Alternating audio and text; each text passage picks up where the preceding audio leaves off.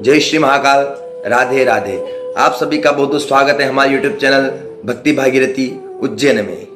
तो आज हम बात करने जा रहे हैं महाकुंभ के बारे में। सभी को पता है कि प्रयागराज में महाकुंभ चल रहा है, तो हम आज उसी विषय बात करें कि महाकुंभ चल रहा है, सबको पता है, पर महाकुंभ में स्नान करने से क्या फायदा मिलता है और महाकुंभ का महत्व के बारे में जानेंगे और महाकुंभ लगता है क्यों और कहां कहां पे लगता है। इन 4-5 विषय पर हम अभी आज हमारी वीडियो में बात करेंगे। तो सबसे पहले बात कर ली जाए कि महाकुंभ कब से शुरू हो रहा है। तो महाकुंभ 13 जनवरी से शुरू हुआ है, जो 26 फरवरी 2025 तक चलेगा और महाकुंभ का समापन महाशिवरात्रि के दिन होगा, जो उत्तर प्रदेश प्रयागराज में चल रहा है।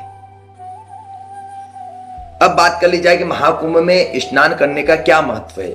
देखो कि महाकुंभ में स्नान दूर दूर से साधु संत करने आते हैं, नागा सन्यासी करने आते हैं, बड़े बड़े संत करने आते हैं, श्रद्धालु लोग आते हैं, वो दूर दूर से श्रद्धालु लोग आ भी रहे हमारे प्रयागराज उत्तर प्रदेश में। और एक अच्छा धार्मिक माहौल है और पुण्य फल भी प्राप्त होता है। और शास्त्रों में कहा गया है कि महाकुंभ में स्नान करने से अपने शरीर के सारे पाप नष्ट हो जाते हैं। हमारे शरीर के सारे पाप नष्ट हो जाते हैं। उसमें लोग दूर दूर से आकर आस्था की डुबकी लगाते हैं और आस्था की डुबकी लगा से व्यक्तियों को मोक्ष की प्राप्ति भी होती है। ऐसा अद्भुत महात्मा है महाकुंभ का। जितनी बात करूं उतनी कम है, परंतु मैं आपका ज्यादा समय ना लेते हुए अपने बात पे आता हूं। अब बात कर ली जाए कि महाकुंभ किन किन स्थान पर होता है। तो सभी को पता होगा, अधिकतर हमारे भाइयों की महाकुंभ 4 स्थान पर होता है हर 12 वर्ष में। एक जगह मतलब हर 12 वर्ष में, मतलब उज्जैन में अगर 2016 महाकुंभ हुआ तो 12 वर्ष बाद 2028 में होगा। इसी प्रकार सब जगह कुंभ होता है, तो 12 साल में उसी स्थान पर दोबारा कुंभ लगता है। तो कुंभ कौन कौन से स्थान पर लगता है? प्रयागराज, हरिद्वार, नासिक और उज्जैन, अवंतिका, बाबा महाकाल की नगरी में कुंभ लगता है। प्रयागराज में महाकुंभ का विशेष महत्व बताया गया है, क्योंकि सूर्य का जो उद्गम स्थान कहा गया है। जब भगवान सूर्य प्रकट होते हैं सूर्योदय के समय में, तो प्रयागराज से ही होते हैं। और ब्रह्मा जी ने जब सृष्टि की रचना की थी, इस विषय में मैं आपको थोड़ा बहुत बता दूं कि ब्रह्मा जी ने जब सृष्टि की रचना की थी, शास्त्रों में नियम प्रयागराज से ही की थी, क्योंकि तीर्थराज प्रयागराज। तो प्रयागराज जब तीर्थों की रचना की थी, सृष्टि की जब रचना की थी प्रयागराज से, तो उससे पहले ब्रह्मा जी ने यहां पर अश्वमेघ यज्ञ किया था। उसका भी अवशेष अभी मिलता है। आपको पता है अश्वमेघ घाट है और ब्रह्मेश्वर मंदिर भी अभी वहां पर इस बात का सूचक है कि ब्रह्मा जी ने अश्वमेघ यज्ञ किया था। इसलिए प्रयागराज में कुंभ का विशेष महत्व है। अब बात कर लीजिए 12 साल में ही उस स्थान पे कुंभ क्यों लगता है। लोग ये भी बोलते हर महीने लगा लो कुंभ, पर ऐसा नहीं है। शास्त्रों में इसका भी वर्णन है, जो मैं वीडियो के एंड में आपको बताऊंगा। अभी बात कर ली जाए कि महाकुंभ लगता क्यों है, इसका कारण क्या है। जो 4 स्थानों पर लगता है, इसका कारण क्या है।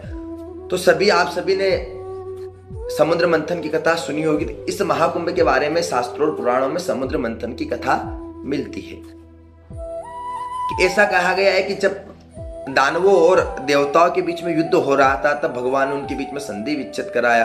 और जब श्रीहीन हो गए थे सभी देवता, लक्ष्मीहीन हो गए थे, तब भगवान ने उनको समुद्र मंथन करने का प्रस्ताव रखा।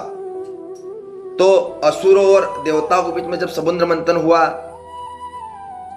तो विंध्याचल पर्वत की मथानी बनाई, भगवान ने कच्छप अवतार लिया, वासुकी नाग की रस्सी बनाई, उससे समुद्र मंथन होने लगा। तो सभी को पता है प्राय कि समुद्र मंथन में 14 रत्न निकले थे। कितने रत्न निकले थे? 14 रत्न निकले थे। उसमें से कामधेनु गाय भी निकली थी, विष भी निकला था कालकूट नाम का, जो भगवान शिव ने ग्रहण किया था। लक्ष्मी भी निकली थी, पारिजात निकला था, कल्पवृक्ष निकला था, है ना। लक्ष्मी के साथ में दरिद्रता भी निकली थी, पता हो आपको। तो हीरे, मोतिक, माणक के सभी अनेक प्रकार की धातुएं 14, इस प्रकार 14 रत्न निकले थे। उसमें से एक अमृत का कलश भी निकला था, जो भगवान धन्वंतरी लेकर प्रकट हुए थे। जब कलश निकला तो देवता और असुरों के बीच में हाहाकार हो गई। तो अब विषय ये रहा कि ये अमृत का कलश देवता पे या राक्षस। अब भगवान अगर राक्षसों को अगर अमृत का कलश पिला देते, अगर वो अमर हो जाते तो पृथ्वी का सर्वनाश, ब्रह्मांड का सर्वनाश हो जाता, पृथ्वी का तो क्या कर। तो फिर भगवान जो देवताएं थे उन्होंने इस कलश की रक्षा के लिए 4 देवताओं को कार्यभार सौंपा था। कौन से को देवता? 4 देवताओं को सौंपा था, है ना। इन 4 देवता की जो 4 जगह कुंभ लगता है, इसमें भी इनका विशेष महत्व मैं आपको बताऊंगा, है ना। उसमें एक तो है भगवान बृहस्पति, गुरु, शनि, सूर्य और चंद्रमा।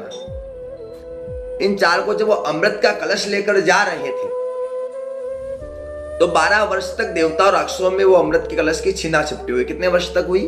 12 वर्ष तक। मैंने आपको बताया था 12 साल में ही कुंभ क्यों लगता है, इस कारण लगता है कि 12 वर्ष तक उनको बीच में वो अमृत की खींचातानी हुई। तो 4 जगह बूंद गिरी। कहां पर गिरी? उज्जैन, हरिद्वार, नासिक और प्रयागराज पे।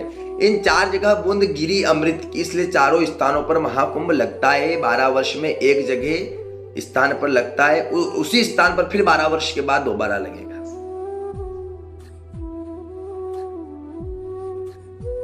इसलिए महाकुंभ होता है और महाकुंभ में स्नान करने से मोक्ष की प्राप्ति होती है। अपने शरीर के सारे पाप द्वेष नष्ट हो जाते हैं। और अब आज की वीडियो बहुत बड़ी हो गई है, लंबी हो गई है, तो अब महाकुंभ के बारे में दूसरी विषयों पर हम चर्चा करेंगे कि महाकुंभ में स्नान कितने हैं, शाही स्नान मौनी अमावस्या दिन उससे क्या होगा,